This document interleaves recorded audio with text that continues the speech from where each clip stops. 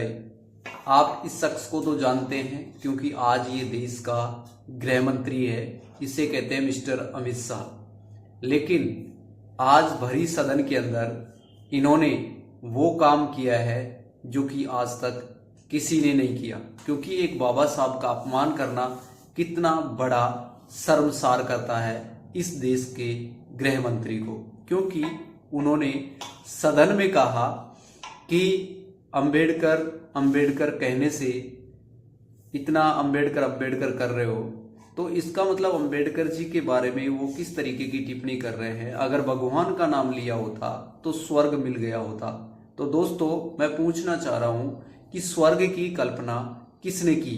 क्योंकि जब जिंदा व्यक्ति वहां पर जाता नहीं और मुर्दा आकर बताता नहीं, तो फिर स्वर्ग और नरक की कल्पना किसने की? क्योंकि इन संकीर्ण मानसिकता के जो पोषक है, जैसे अमित शाह जैसे लोग, इन्होंने ही ये स्वर्ग और नरक की कल्पना की और देश की जनता को मूर्ख बनाने का काम किया है।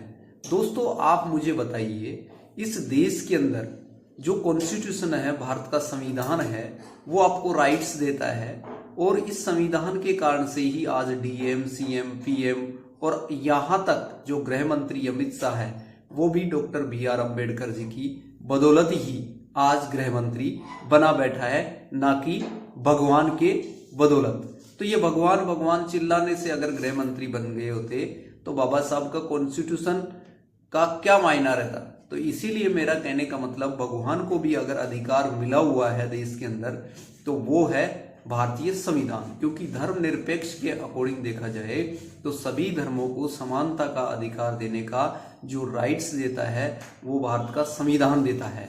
तो इस तरीके से जो अब ये खुद बाबा साहब के सामने हाथ जोड़कर खड़ा हुआ है, तो आप बताइए कि जुमला नहीं तो और क्या है? जब देश के अंदर जब वोट की राजनीति का नाम आता है तो ये वोट लेने के लिए बाबा साहब का इस्तेमाल करते हैं। लेकिन इनकी जो संकीर्ण मानसिकता का जो परिचय है, इन्होंने भरी सदन में बाबा साहब का अपमान करके ये साबित कर दिया कि हम बाबा साहब के प्रति कैसी मानसिकता रखते हैं। इसीलिए विपक्ष ने जोरदार एक प्रदर्शन किया है इनके खिलाफ कि अमित शाह माफी मांगे, और बाबा साहब का इस तरीके से अपमान करना ये कहां तक सही है।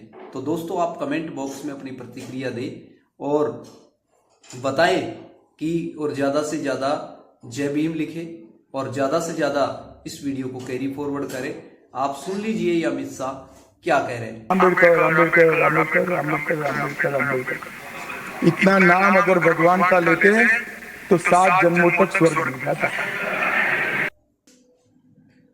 तो इसी तरीके से इनके विरोध में कांग्रेस पार्टी पक्ष अब सामने आ चुका है। जैसे कांग्रेस पार्टी के सभी लोगों ने इनका विरोध किया है, ये विरोध प्रदर्शन जता रहे हैं, आप देख सकते हैं, सुन सकते हैं।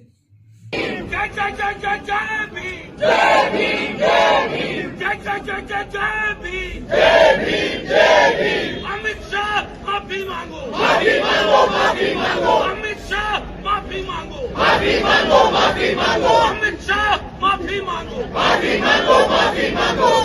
अमित शाह माफी मांगो, माफी मांगो, माफी मांगो। अमित शाह माफी मांगो, माफी मांगो, माफी मांगो। अगर बाबा साहब के कॉन्स्टिट्यूशन को पढ़ेंगे, क्योंकि भारत का जो संविधान है भारत का राष्ट्रीय ग्रंथ है, और ये और भी जो ग्रंथ है उनको ये अधिकार देता है, आप जो चाहे उनको मान सकते हैं। लेकिन इस तरीके से अगर अंबेडकर जी का अपमान करेंगे, वो भी भरी सदन के अंदर, तो ये परिचय है।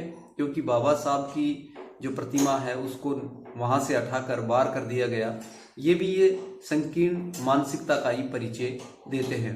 तो दोस्तों, फिर मैं मिलूंगा एक लेटेस्ट न्यू वीडियो में न्यू इन्फॉर्मेशन के साथ। अब लकी कोहिनूर को दीजिएगा इजाजत। Thank you so much. Okay bye, जय भीम, नमो बुद्धाय, शुक्रिया।